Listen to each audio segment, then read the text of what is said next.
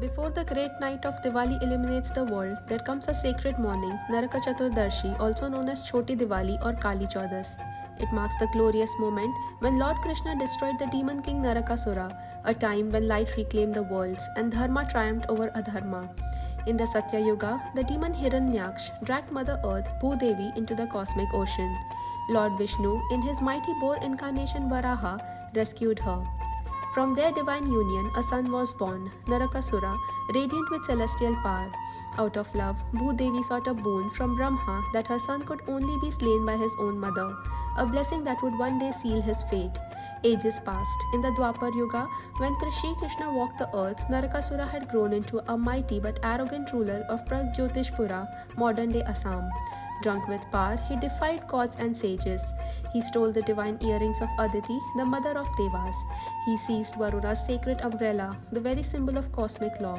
He even tore a peak from Mount Mandara, desecrating what was holy. Worst of all, he imprisoned 16,100 princesses, shrouding the world in despair.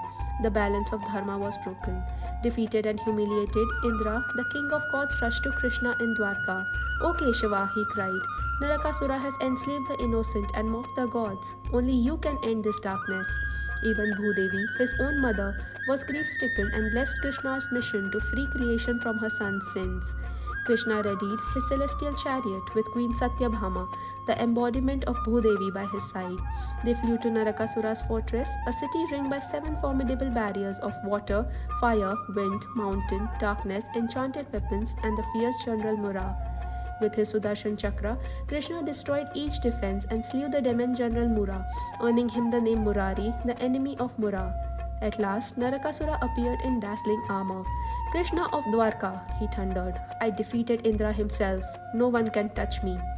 Krishna replied with serene power, "You were born of Bhudevi and meant to protect, not to destroy. Your pride has blinded you. The time of Dharma has come." The heavens shook as their divine weapons clashed. Finally, the Sudarshan Chakra blazed through the sky and severed Narakasura's head. As the Bhagavata Purana declares, the demon fell and the righteousness was restored. In his final breath, Narakasura bowed and said, "O Krishna, grant that my death be remembered not with sorrow, but with light and joy, a day when evil dies and hope is reborn." Krishna granted this boon. From that moment, the world celebrates Naraka Chaturdashi, the dawn of freedom from darkness. Krishna then freed the 16,100 princesses and, to protect their honor, accepted them all as his queens. On this day at dawn, devotees perform the Abhyanga Snan, a sacred oil bath to cleanse body and soul. Lamps are lit, each diya a powerful vow. Light over darkness, knowledge over ignorance, hope over despair. As a traditional prayer says, "On this Naraka Chaturdashi, destroy the evil within me through Krishna's grace. May my life shine with light." The tale of Narakasura reminds us that the fiercest battle is often the one within. Before Diwali lights up the world, may we first light the lamp of truth inside our own hearts.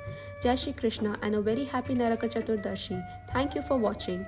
If you enjoyed this story, please like, share and subscribe for more tales from our rich heritage.